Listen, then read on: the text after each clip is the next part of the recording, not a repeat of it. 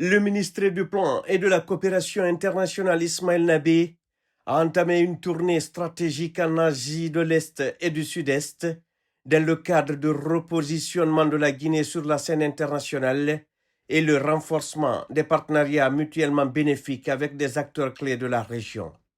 Le Japon a constitué la première étape de cette tournée, marquée par une série de rencontres de haut niveau à Tokyo, en marge de la 9e conférence internationale de Tokyo sur le développement de l'Afrique TICAD, qui se déroule sur 3 jours.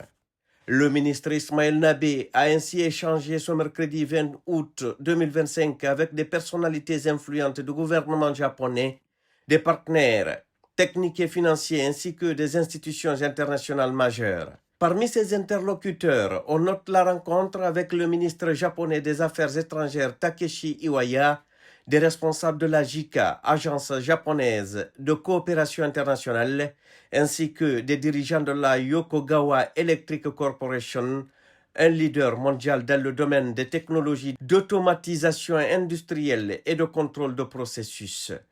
Il a également rencontré les représentants du JBIC, Banque japonaise pour la coopération internationale, une institution clé dans le financement des projets économiques japonais à l'étranger, ainsi que ceux de la Banque africaine de développement BAD. Ces discussions ont permis de renforcer les liens de coopération et d'explorer de nouvelles opportunités pour la Guinée, notamment dans des secteurs stratégiques comme l'automatisation industrielle, les infrastructures et le financement du développement. Je suis très heureux de recevoir le ministère et nous voudrions continuer les discussions sur comment nous pouvons augmenter les intérêts des entreprises japonaises. Pour la Guinée, notre entreprise Yokogawa Electric Corporation est très intéressée non seulement dans la partie du secteur minier, où nous voulons proposer des solutions d'automation et des solutions de contrôle, mais également pour développer les jeunes Guinéens, les former, pour qu'ils puissent travailler dans le secteur minier, dans la transformation de l'aluminium. Donc nous voulons investir dans l'humain, c'est-à-dire former les jeunes Guinéens, mais également investir lorsqu'il y aura des entreprises de transformation minières qui vont commencer à faire de l'aluminium et qu'il y ait des jeunes Guinéens qui travaillent également avec nous. Aujourd'hui, j'ai bien appris le ciment de 2040 qui est très stratégique, très structuré. Mais je pense que l'enforcement des capacités humaines est le base de toutes les coopérations. Et on verra comment on va collaborer avec cette stratégie. Ça, on verra dans le proche futur. Mais aujourd'hui, j'ai eu des discussions très fructueuses avec monsieur le ministre de coopération. Donc, on va continuer les bonnes relations avec votre pays. L'un des moments forts de cette série d'échanges a été la présentation de la vision du président de la République, son Excellence le général Mamadi Doumbouya, pour le développement socio-économique durable et responsable de la Guinée, incarné par le programme Simandou 2040. Ce programme hautement stratégique et ambitieux est au cœur des priorités du gouvernement guinéen, visant à transformer le pays en un hub économique et industriel régional d'ici 2040. Lors de ces échanges, le ministre Nabé a souligné l'engagement du président de la République dans la mise en œuvre de projets innovants et le renforcement des partenariats internationaux. La Guinée, qui est un pays ami du Japon, a été invitée à travers le ministère du Plan et de la Coopération internationale pour venir participer à ce grand rendez-vous triennal. Ça s'organise chaque 3 ans, 3 ans au Japon, 3 ans en Afrique. Aujourd'hui, avec son Excellence le ministre en charge des Affaires étrangères, on les a parlé de la vision du chef de l'État, la vision du programme de développement socio-économique durable et responsable Simandou 2040. Il était vraiment content d'apprendre les 5 piliers, les centaines de projets, mais aussi une trentaine de réformes que la Guinée est en train d'élaborer pour le développement de notre pays d'ici 2040. On a aussi expliqué la situation politique de la Guinée, on vient de vulgariser, on est en train de finaliser la vulgarisation du projet de nouvelle constitution et le référendum aura lieu le 21 septembre de cette année. Donc, ils ont vraiment apprécié ce calendrier politique de la Guinée, mais aussi le développement que le chef de l'État a tracé pour notre pays.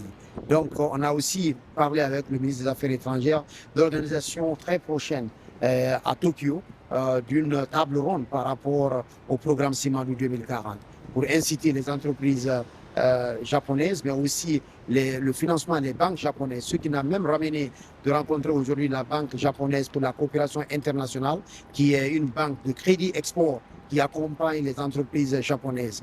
Eux aussi se sont montrés coopérants d'organiser avec la partie guinéenne pour parler du programme Simandou, mais aussi inciter les grandes entreprises japonaises pour venir en Guinée. À la sortie de cette réunion avec la Banque pour la coopération internationale, mais aussi avec le ministre des Affaires étrangères, nous avons aussi été reçus par le vice-président de la JICA. La JICA qui accompagne la Guinée dans tous les projets de développement, d'accompagnement qui est là aujourd'hui. Nous sommes sortis vraiment bien satisfaits des rencontres que nous avons eues aujourd'hui avec les grands responsables japonais. Donc, ils nous ont promis qu'ils seront notre interlocuteur, notre partenaire stratégique pour le développement de la République de Guinée sous la clairvoyance de son excellence le général Mamadi Doumbouya. Les partenaires japonais ont unanimement salué la détermination du chef de l'État et ont exprimé leur intérêt pour investir en Guinée, un pays à fort potentiel devenu aujourd'hui une véritable destination pour les investisseurs. Ils ont également mis en avant des initiatives d'investissement et de coopération en Guinée, notamment dans les domaines de l'énergie, des infrastructures et des technologies avancées ainsi que du renforcement du capital humain. Le ministre Ismaël Nabé a présenté plusieurs projets innovants déjà en cours en Guinée dans le cadre du programme Simandou 2040, soulignant leur potentiel pour améliorer les conditions de vie des citoyens guinéens.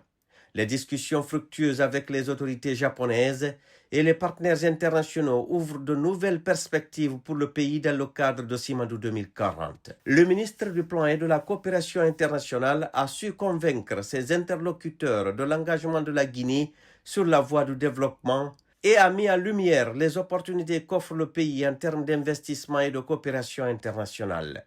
La journée de ce mercredi a été couronnée par la cérémonie d'ouverture officielle de la TICAD, un événement majeur réunissant des délégations africaines et internationales. Cette cérémonie, co-présidée par le premier ministre japonais Ishiba Shigeru et le maire de Yokohama, Yamanaka Takeharu, a été l'occasion de mettre en avant l'importance de renforcer les relations entre le Japon et les pays africains, notamment dans le cadre du développement économique et de la coopération internationale. Le Japon, à travers cet événement, a montré sa détermination à soutenir le développement de l'Afrique en général et de la Guinée en particulier et a souligné l'importance des partenariats basés sur des échanges mutuellement bénéfiques. L'aspect culturel du Japon et de l'Afrique a également été à l'honneur, ajoutant une touche de diversité à l'événement et rappelant l'importance de la coopération interculturelle dans le renforcement des relations internationales.